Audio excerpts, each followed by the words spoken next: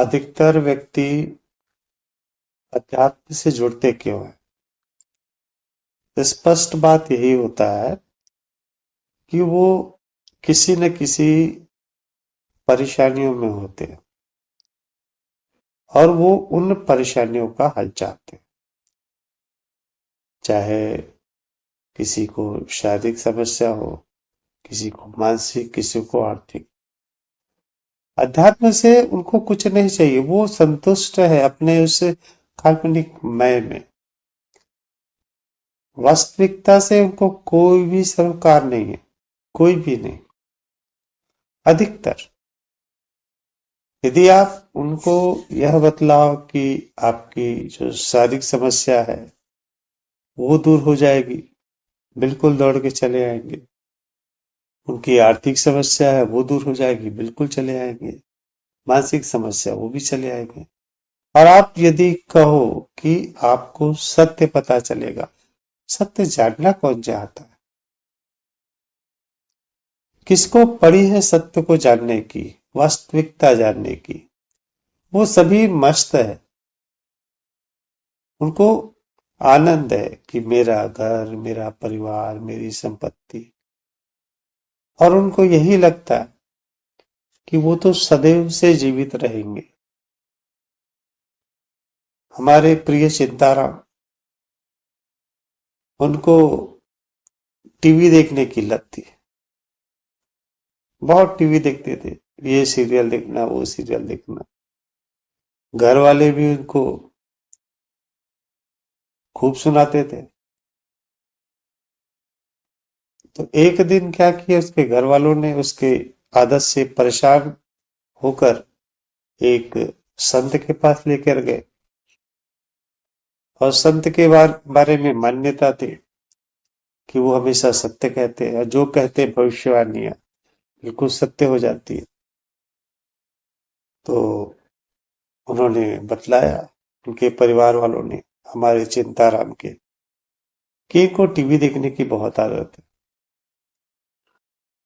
चिंताराम मंद मंद मुस्कुरा रहे थे। मेरे टीवी देखने को ये संत क्या कर लेगा?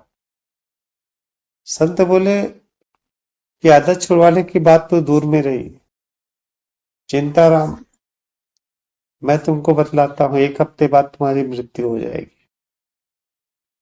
बोले ऐसे कैसे हो जाएगी? आसपास के लोगों ने भी कहा, भैया संत जो बोलते हैं बिल्कुल भविष्यवाणी सही हो जाती है। अभी तक कितनी भी भविष्यवाणी करी है, सारी सत्य हो गई है, तो ये मान के चलो तुम्हारी मृत्यु हो ही जाएगी। अब हमारे चिंताराम, उनको तो आदत है चिंता करने की, वो भयभीत हो गए। मृत्यु का भय आ गया, परेशान हो गए, दौड़ के अपने घर चले गए।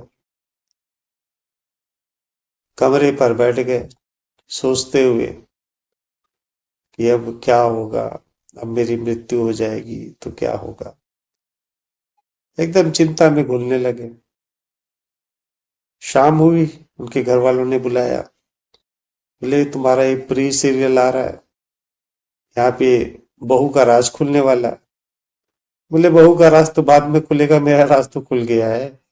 अब राज देख के क्या करूंगा, मुझे नहीं चाहिए।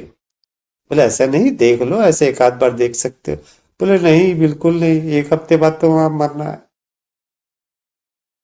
और जितना भी लोगों को परेशान किए थे सबसे माफी मांगने लगे। पिताजी मुझे माफ कर दो, मैंने आपकी बात नहीं मानी, माँ मुझे माफ कर दो। भाइयों से माफी मांगने लगे, बहनों से माफी मांगने लगे, आस पास पड़ोस से माफी मांगने लगे, मुझे क्षमा कर देना, मेरी जो भी गलती हुई किया सुना सब माफ कर दो। और वापस से कमरे पे बंद हो गए। 1 दिन गुजरा, 2 दिन गुजरा, 3 दिन गुजरा, 6 दिन हो गए। टीवी का मुख नहीं देखा, खाने का मुख नहीं देखा। जबरदस्ती उसके घर वाले खिला देते तो खा लेता था। 7वें दिन पहुंच गए संत उसके घर पे। और चिंता जी कैसे हो? बोले क्या कहे कैसे हो, आज मेरा आखिरी दिन है, अभाग्य आपके दर्शन हो गए। बोले दर्शन मेरा क्या, टीवी का दर्शन कर लो ना। बोले टीवी भी क्या करना है, अब तो मैं मरने वाला हूँ। मैं क्या कहूँ, मेरा तो गला एकदम सूख गया है, मेरे भी शरीर कांप रहा है, पूरा शरीर शून्य होते जा रहा है, अब मैं मृत्यु कगार पे आ गया हूँ। बोले ठीक है, वहां तक ये 7 दिनों में टीवी कितना देखे, कौन कौन से सीरियल देखे हो? सीरियल, मैं कमरे से बाहर नहीं निकला हूँ, थोड़ा बहुत निकला, माफी वाफी मांगा, फिर कमरे पे घुस गया, टीवी तो मैंने देखा ही नहीं है। बोले देखो ना, क्या दिक्कत है तुमको टीवी देखने में? बोले अब क्या देखना, मृत्यु आ गई है, अब क्या देखना है? संत बोले तुम बेफिक्र हो जाओ, तुम मरने वाले नहीं हो। मैंने तुमको तुम्हारी आदत छुड़ाने के लिए ही यह बोला था कि तुम हमेशा याद रखो कि वास्तव में तुम मरोगे, तो ये जो आदतें हैं ये बिल्कुल छोड़ दो। चिंता खुश हो गया, क्या संत जी आप सही बोल रहे हो, मैं मरूंगा नहीं? बोले बिल्कुल मरोगी नहीं, अभी चिंता ना करो, अभी तुम्हारी उम्र लंबी है। अरे लंबी है क्या, चलो अच्छा हो गया, अच्छे टाइम पे पहुंच गए, अभी मेरा जो सीरियल है अभी ये चालू होने वाला है। ऐसा ही है दुनिया। जब जाते ना शमशान घाट पर किसी को लेकर, एकदम सबके मुख से ऐसे ही निकलेगा संतवाणी, ये दुनिया सब माया मोह है, ये सब छोड़ देना चाहिए, प्रभु शरण में लगना चाहिए, तमाम प्रकार की बातें रहेंगी। और जैसे शमशान घाट से वापस आए, रोजमर्रा रोजमर्रा के काम में लग जाते हैं। ऐसे ही लोग मिलेंगे आप। सत्य जानना कौन चाहता है, कोई भी नहीं चाहता। किसको पड़ी है सत्य को जानने की? सत्य भयानक दिखता है, कड़वा दिखता है, परवाह ना करो ऐसे। हजारों लाखों में कोई एक ही हीरा ऐसा मिलेगा, और आप सब मेरे हीरे ही हो, मेरे मोती हो आप लोग। मेरे आध्यात्मिक सफर में उन्नति का सबसे बड़ा योगदान आप लोग का है, सबसे बड़ा योगदान। जब मेरी उन्नति हो रही थी, जब मैं उस पथ पर आगे बढ़ रहा था, आप लोगों का सहयोग, आप लोगों के प्रश्न, आप लोग की मेरे प्रति विश्वास मुझे उस मार्ग पर आगे बढ़ने में लगातार सहायता करते गया। यदि आप लोग नहीं होते तो हो सकता है मैं उस शिखर पर इतना शीघ्र नहीं पहुंच पाता, या ये भी हो सकता है मेरा मन उचट जाता। कोई सपोर्ट करने वाला भी तो चाहिए, कहने वाला भी तो चाहिए, सुनने वाला भी तो चाहिए। तो आप सब मेरी प्रेरणा, और आप सभी को उसी प्रेरणा की लगातार आवश्यकता होगी, लगातार आवश्यकता होगी। जैसे कोई व्यक्ति आपको कहेगा कि अभी आप में परिवर्तन आ रहा है, जब उस परिवर्तन को आप सुनोगे, आपके अंदर तीव्र इच्छा बढ़ेगी कि अब मुझे आगे बढ़ना है। और ऐसे हीरे आपको बहुत कम मिलेंगे, आपको हताशा ही मिलेगी अधिकतर, कि वो आया चला गया, वो आया चला गया। परवाह न करो उनको, वे खुश है, वो प्रसन्न है। हो सकता है आप कभी ऐसा हो जाए कि ज्ञान के पथ पर इतने आगे बढ़ जाओ, उस आनंद के पथ पर इतने आगे बढ़ जाओ, लोगों को समझ में आने लगे, तो वही लोग क्या करेंगे, आप वो आपकी फोटो रखेंगे, अपने घर पे लगा देंगे, लोगों को परिचय बतलाएंगे आपका कि मेरे पड़ोसी रह चुके हैं, और लोगों से सहानुभूति चाहेंगे, लोग उनको जाने, वो आपका नाम का सहारा लेंगे। इतना ही कार्य करेंगे वो लोग, उनको नहीं आवश्यकता है आज देखिए संतों में के सामने कितनी भीड़ होती है। प्रेमानंद जी जब निकलते हैं ना सुबह रोड पर, लाखों लोगों की भीड़ रहती है। क्यों रहती है भीड़ पता है आपको? कोई भी उसमें प्रेमानंद जी के पथ पर आगे बढ़ने का प्रयास नहीं सोच रहा होता है। वो सोच रहे होते हैं उनके दर्शन कर लेंगे तो हमारी यह समस्या दूर हो जाएगी। इतना ही चाहते हैं लोग, इसके अलावा किसी के पास कोई चाहत है ही नहीं। कौन जानना चाहता है उनको? वो सोचते हैं कि वो सब कुछ जान चुके हैं। कुछ एक जानने को बाकी भी होगा, देखेंगे अगले जन्म पर। मंदिरों में भीड़ लगी रहती है। आप कोई भी मंदिर चले जाए, हजारों की संख्या में भीड़।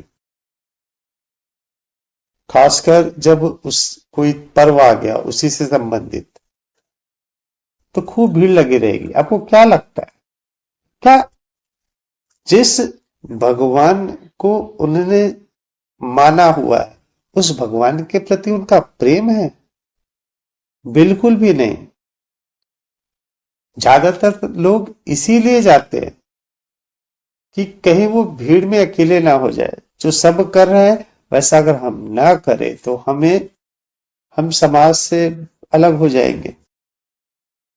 लोगों की देखा देखी हो जाते हैं, पहला तो ये। दूसरा, उनके पास इच्छाएं होती है। इस भौतिक जगत के संबंधित कोई समस्या है और अधिक से अधिक मरने के बाद स्वर्ग में आरामदायक गद्दे की इच्छा। इतना ही चाहते हैं लोग अध्यात्म से। बुद्ध एक ही क्यों हुए, महावीर एक ही क्यों हुए? कुछ एक लोगों ने ही आत्मज्ञान को क्यों प्राप्त किया? क्योंकि उनके अंदर इच्छा थी उसको पाने की।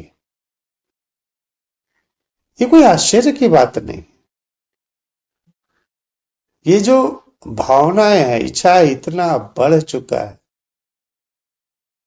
जब सतयुग था, त्रेता था, अधिकतर लोग तपस्या में लीन रहते थे। श्री राम ने किसकी रक्षा करी थी? साधु संतों की। वो जाते थे जंगलों पर, यहाँ पे ये ऋषि है, उसके दर्शन करते थे, उनकी समस्या दूर करते थे। दूसरे ऋषि के पास जाते थे, वहां पे उनके दर्शन करते थे। अब रामायण देखेंगे ना, सीरियल जो आता है, वो जो वनवास का समय है पूरा का पूरा केवल और केवल ऋषि मुनियों के दर्शन में ही गया। बीच का पूरा हिस्सा ये क्या दर्शा रहा है? उस समय जो भावनाएं थी, प्रेम की, आनंद की, शांति की, तो सभी उसी राह पर चलते थे।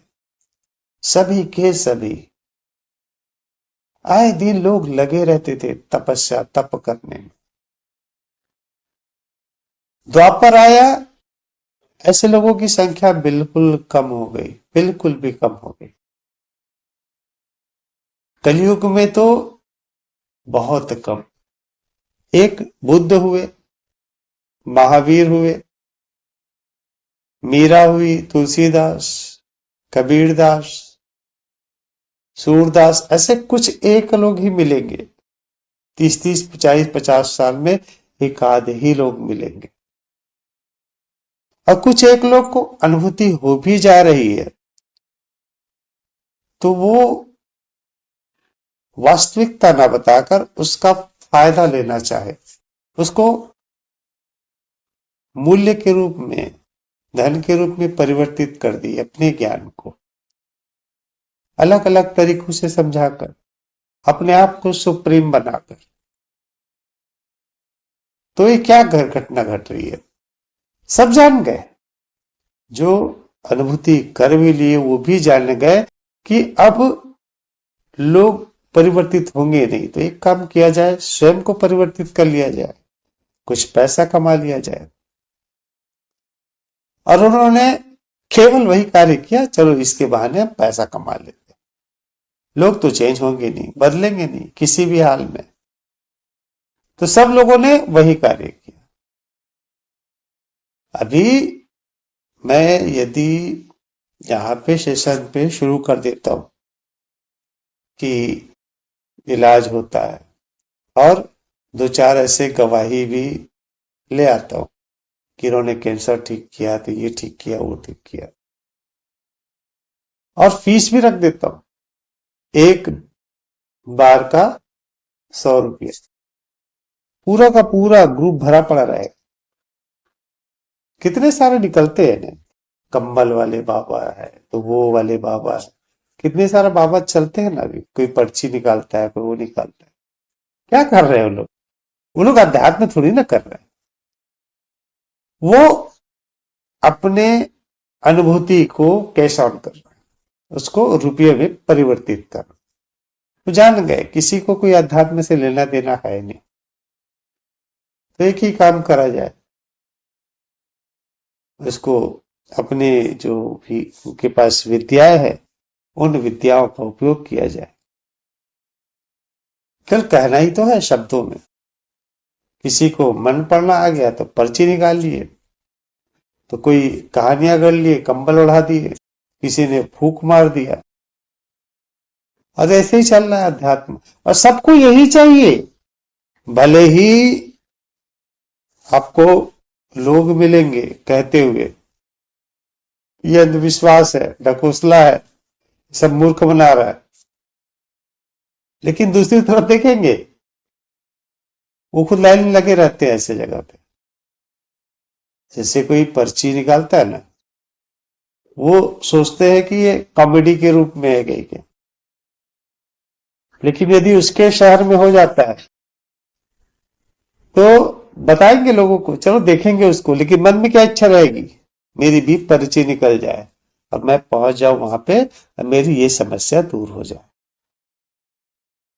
एक निर्मल बाबा थे ना, इतना शानदार। बड़े बड़े जो कॉमेडियन है वो फेल हो जाएंगे, और इलाज ऐसा मस्त तरीके का इलाज बता देते। मैंने देखा उस वीडियो को, पूरा हॉल खचाखच भरा रहता था, 2000 2500 रुपया रहता था फीस, और उसकी बुकिंग 6 महीने तक फुल रहती थी। 6 महीना तक फुल बुकिंग, 1000 2000 3000 लोग आते थे, और 6 6 महीने तक फुल बुकिंग रहती थी। बड़े बड़े पढ़े लिखे लोग, एजुकेटेड, कोई इंजीनियर है, कोई डॉक्टर है, कोई आईएएस है। ऐसा चाहिए अध्यात्म सबको, वास्तविकता नहीं चाहिए। कुछ एक हीरे, आप जैसे हीरे कुछ एक ही है, अपने शहर में घूमेंगे तो कुछ एक ही मिलने वाले हैं जिनको वास्तविकता चाहिए। वो भी वास्तविकता का लिबास ओढ़े रहेंगे, उसके अंदर इच्छा यही होगी कि स्वर्ग मिलेगा, कि हम ये सेशन को अटेंड कर लेंगे, आपकी बात सुनेंगे, स्वर्ग मिले। ज्ञान किसी को नहीं चाहिए, वो भूल जाइए ज्ञान किसी को चाहिए। पूरा का पूरा शहर ढूंढ लीजिएगा। आपने तो कई संस्थाओं में प्रचार किया होगा, उसमें क्या लिखा रहता है? आपका शारीरिक स्वास्थ्य ठीक होगा, आपकी आर्थिक समस्या दूर होगी, आपका मानसिक स्थिति सुधर जाएगी। यही आपने प्रचार किया है ना पम्पलेट में, कहीं लिखा है इसमें, केवल आपको सत्य मिलेगा, आपको वास्तविकता मिलेगी, आप जान जाओगे वास्तव में आप कौन हो। कहीं नहीं मिलेगा। महर्षि रमन जब तक जीवित थे, फॉरेन के लोग आते थे उससे मिलने। भारत देश में कितने लोग जानते थे उस समय, अभी अभी आप लोग जान रहे होंगे यूट्यूब वगैरह के माध्यम से। पहले कौन जानता था? जबकि शिरडी के साईं बाबा को लोग बहुत पहले से जानते हैं, क्योंकि वो क्या करते थे? इलाज। आप सुनते हैं ना, बोले बाबा की ये खा लो तो आपका ये ठीक हो जाएगा, वो ठीक हो जाएगा। उसी समकक्ष में वो भी थे, उसी समय आए थे वो भी। महर्षि रमन का भी वही समय था और शिरडी वाले साईं बाबा का वही समय था। शिरडी के साईं बाबा का मंदिर लाखों मिल जाएगा, पूरे विश्व में मंदिर मिल जाएगा। लोग उसकी भभूति बांटते फिरेंगे। उपवास चालू हो गया, उसके नाम से भंडारा चालू हो गया। महर्षि रमन का कितना मंदिर मिलेगा आपको? उन्होंने केवल एक चीज कहा, मैं कौन हूं इसको जान लो। केवल मैं कौन नहीं, उन्होंने केवल ज्ञान की बात करी, सत्य की बात करी। पढ़े लिखे नहीं थे महर्षि रमन, केवल सत्य बतलाने का प्रयास किया लोगों को। कितने लोग उसको समझते, कितने लोग जानते। चमत्कार को अवश्य जानेंगे। ये चलते आ रहा है अभी कलयुग में खासकर। पहले जब युग था, श्री राम ऋषियों के पास अपने स्थिति ठीक करने नहीं जाते थे। श्री राम जाते थे वहां पे ज्ञान लेने के लिए। श्री राम बैठते थे जब उनको ऋषि आसन देते थे, लक्ष्मण खड़े रहते थे और उनसे केवल ज्ञान लेते थे। माता सीता मां अनसुईया से ज्ञान लेती थी और मां अनसुईया समझाती थी कि पति को कैसा करना चाहिए, किसके साथ क्या व्यवहार करना चाहिए। वैसे श्री राम को समझाते थे हर एक बात। तो पहले ऋषि मुनियों के पास सभी लोग ज्ञान के लिए जाते थे, फिर धीरे धीरे आशीर्वाद लेना शुरू कर दिए। ज्ञान भूल गए, बोले वरदान मिल जाए। आप महाभारत पढ़ेंगे, ज्यादातर आपको चमत्कार ही मिलेंगे। कृष्ण की कथा पूरा चमत्कारों से भरी पड़ी है। श्री राम की कथा में चमत्कार नहीं मिलेगा, वहां पे केवल वास्तविकता मिलेगी, हर बात का सटीक वर्णन। जैसे एक मनुष्य क्या करेगा जब उसकी पत्नी का अपहरण हो गया,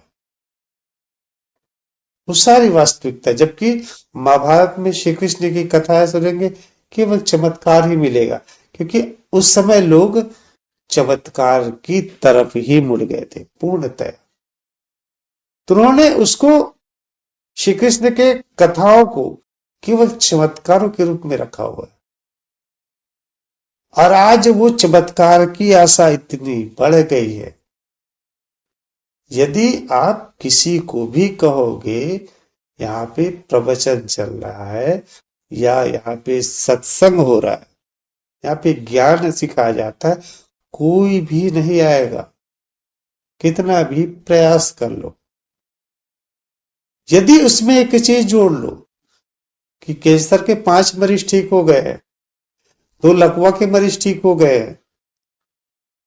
एक व्यक्ति को उसके बात सुने, एक दिन आए और उसको लॉटरी लग गई, इतना फैला दो।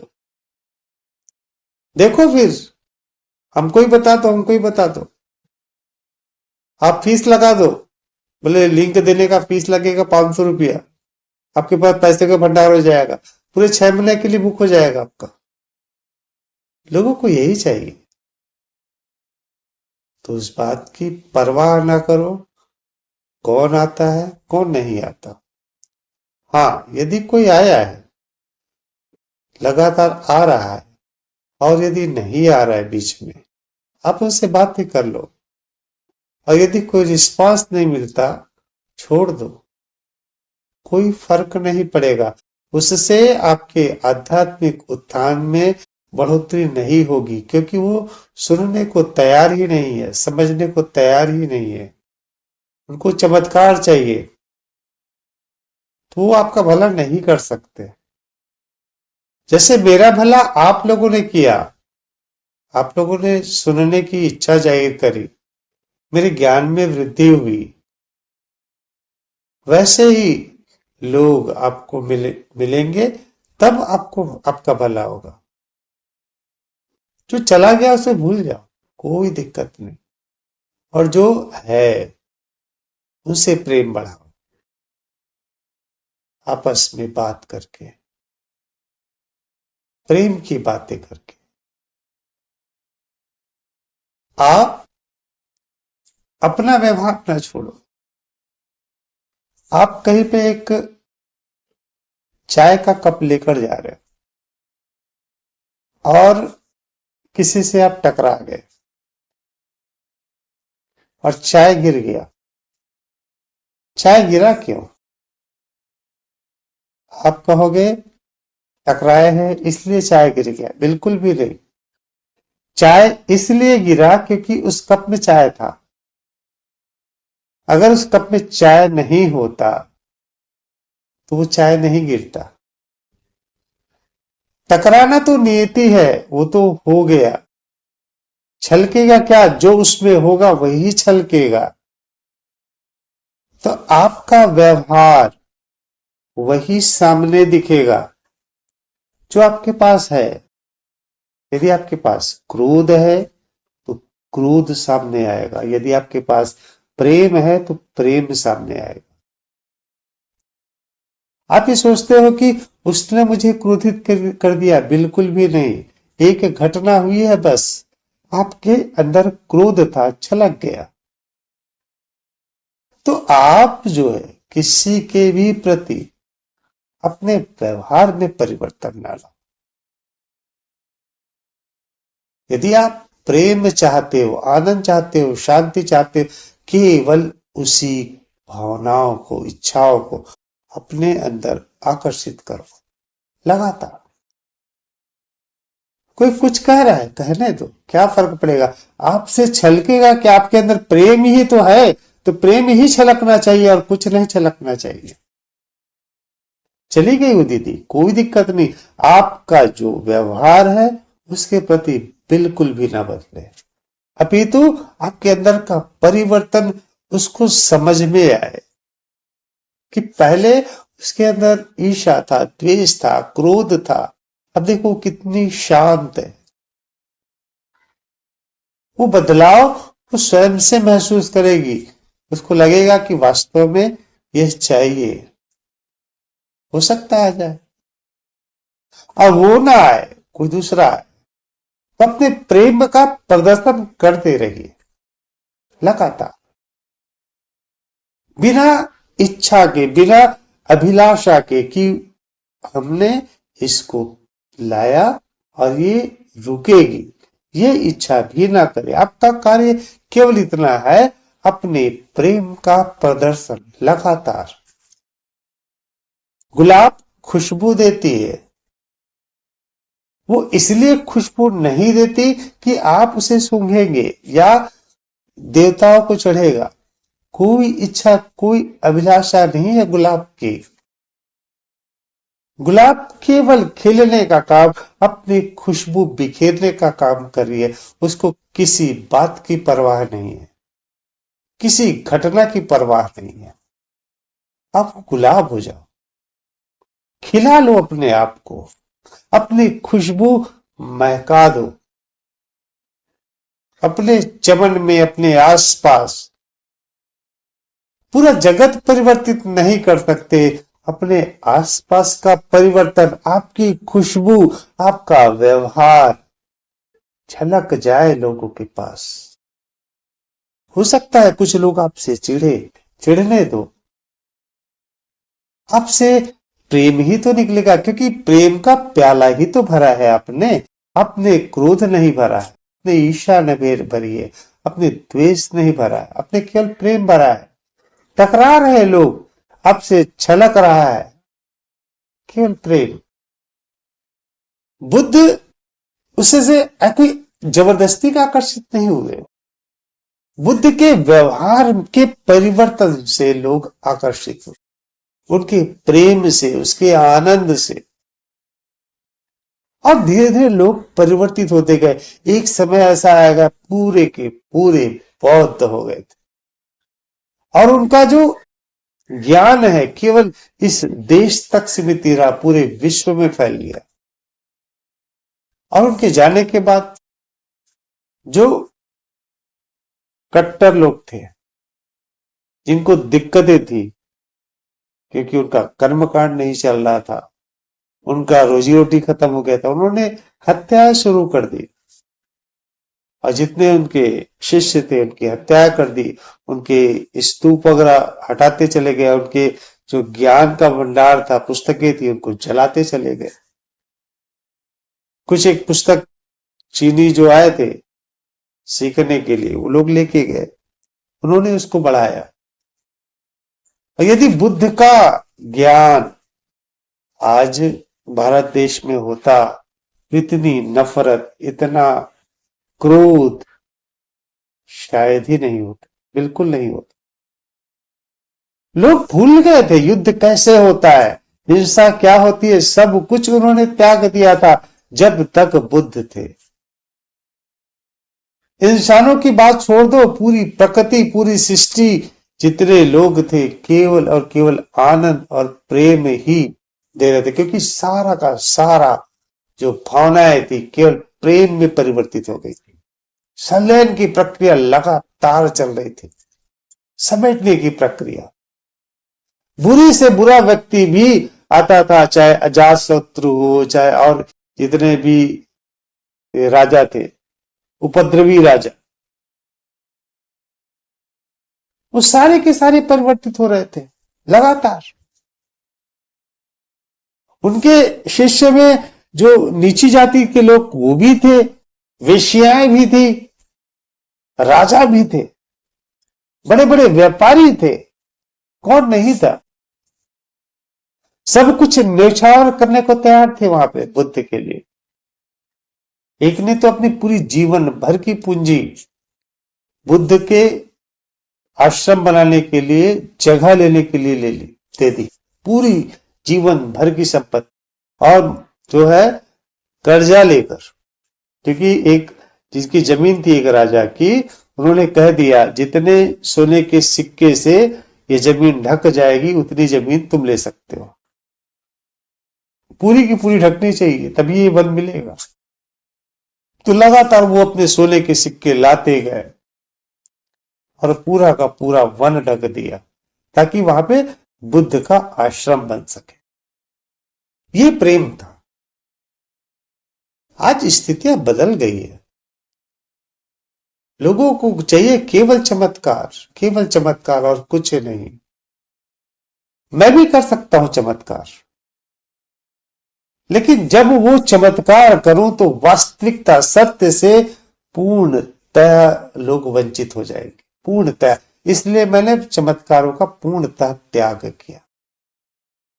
मैं पूर्णतः लोगों को यही कहता हूं, मुझे मानने की बिल्कुल भी आवश्यकता नहीं है।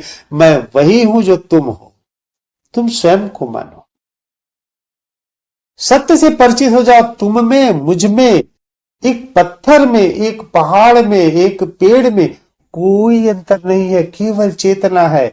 और यह जो शरीर है केवल एक मशीन है और कुछ भी नहीं। मैं केवल उस चेतना की बात करता हूं। तो इसमें लोगों को आकर्षण कैसे लगेगा, किस हिसाब से लगेगा? कोई आकर्षण का कोई केंद्र ही नहीं है। ना उनका शारीरिक ठीक हो रहा है, मानसिक ठीक हो रहा है, आर्थिक ठीक हो रहा है। स्वर्ग भी समाप्त कर दिए। अच्छा खासा ये था कि मरने के बाद चलो ऊपर भी अपने को गद्दी मिल जाएगा, तो वो भी समाप्त हो गया। कुछ शेष ही नहीं रहा, जीवन में कुछ आनंद ही नहीं बचा। तो क्यों आएगा कोई, बताओ? जो आता है आने दो, जो नहीं आता नहीं आए, कोई फर्क नहीं पड़ता। आप अपने ज्ञान का, अपने प्रेम का विस्तार करते चलो, केवल छल के वही जो आपके पास है, और वो पास केवल प्रेम होना चाहिए। और ये आप किसी भय की से नहीं करा सकते। लोग धर्म भय की वजह से करते हैं। ज्ञान के लिए आप क्या भय दोगे, बताओ? आपने तो सुना ही होगा, कितने सारे भय लोगों के सामने रख दिया जाता है। ये करोगे तो आपका ऐसा हो जाएगा, ये चक्र खराब हो जाएगा, या आपके शनिदेव खराब हो जाएंगे, तो आपको अल्लाह परेशान करेंगे। कितने सारे लोग अलग अलग प्रकार के डराते हैं ना लोग। उससे अध्यात्म थोड़ी नहीं होता है। डर के कभी ज्ञान प्राप्ति होता है, अनुभूतियां होती है। डर तो है ही नहीं कुछ भी। डर रखना भी नहीं चाहिए। लोगों को स्वेच्छा से जानना है तो जाने।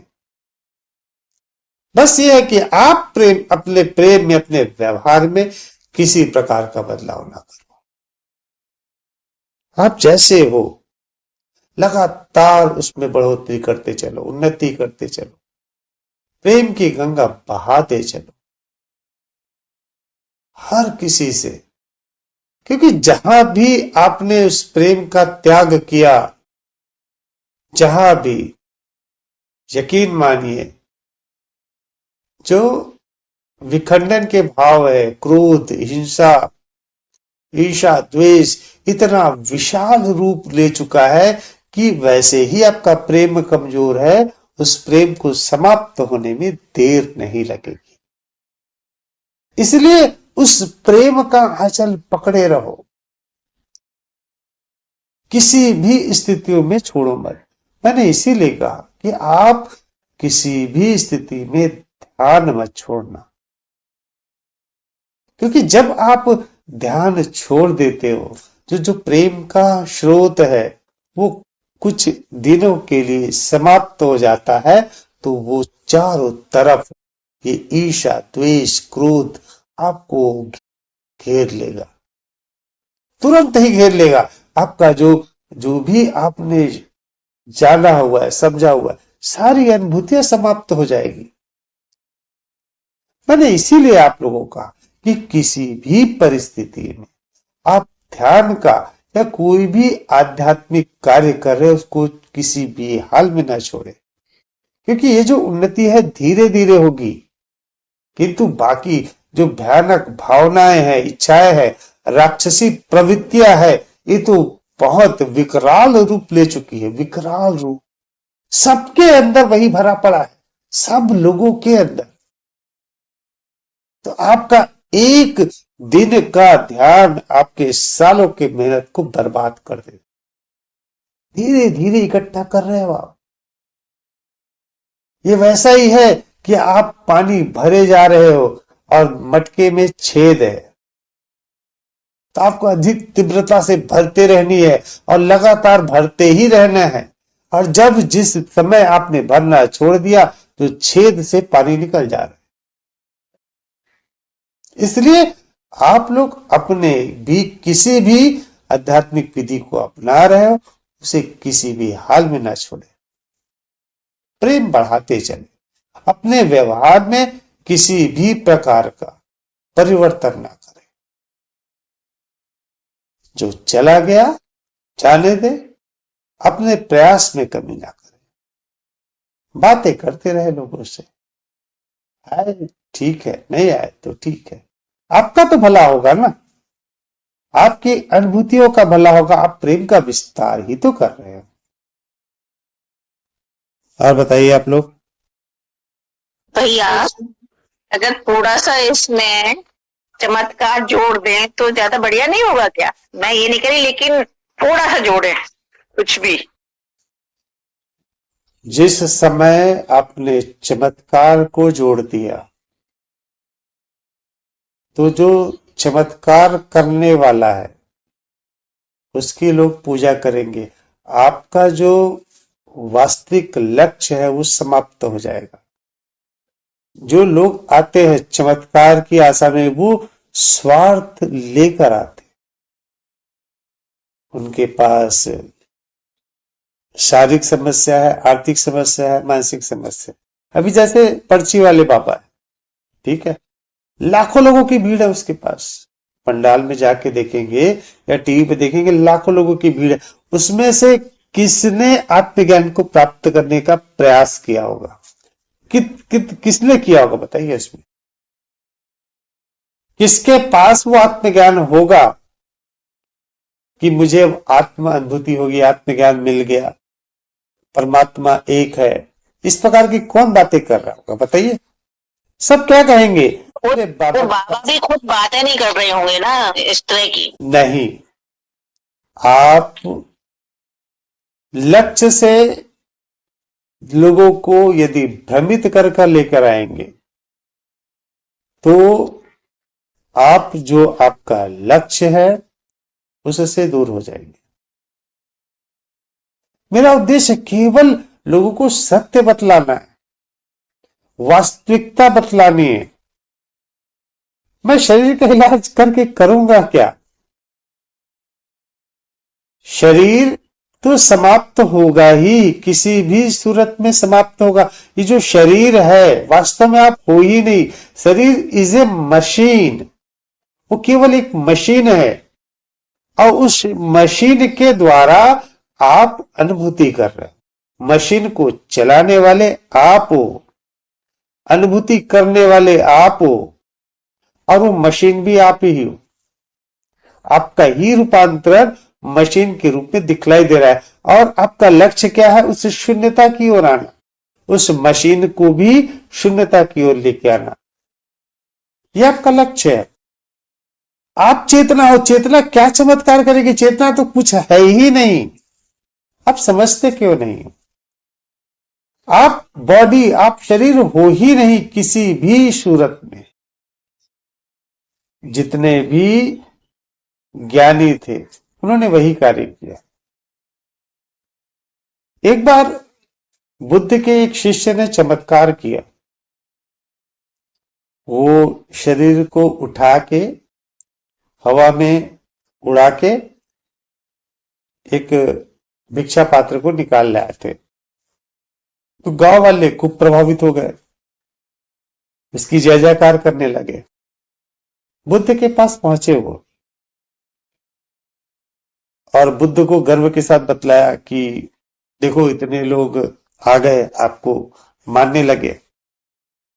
बुद्ध ने कह दिया, ये आपका प्रथम गलती था, इसलिए मैं क्षमा करता हूं।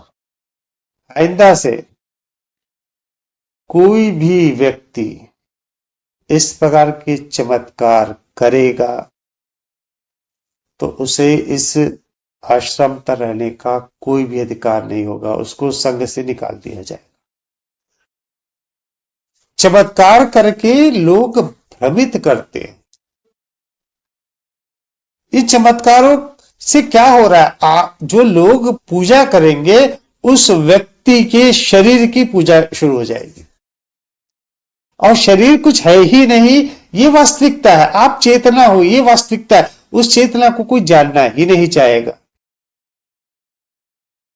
शिरडी के साईं बाबा ने चमत्कार किया, उनके मंदिर आपको हर कोने कोने में मिल जाएंगे। महर्षि रमन ने ज्ञान बतलाया, उसका तरीका बतलाया, मैं को जानो यह बतलाया। कौन सा मंदिर मिल रहा है आपको महर्षि रमन का पूरे भारत देश में, ये बताइए। कौन उसको पूज रहा है? उसके रास्तों पे कौन चलना चाह रहा है? महर्षि रमन के रास्तों पर उन्होंने चमत्कार की बात नहीं करी, उन्होंने चेतना की बात करी। स्वयं को जानो, इसकी ही बात करी। कौन उसको मान रहा है?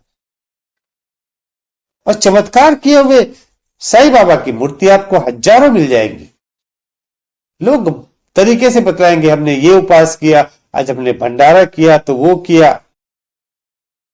बाबा की कृपा से देखो मेरा ये हो गया, बाबा ने मुझे पैसा दिला दिया, बाबा की कृपा से मेरा प्रमोशन हो गया। यही बोलते हैं ना लोग, आप सुनते आए होंगे। ये मेरा काल्पनिक मैं पूर्ण प्रबल होकर बढ़ गया। सत्य कहां पे आया?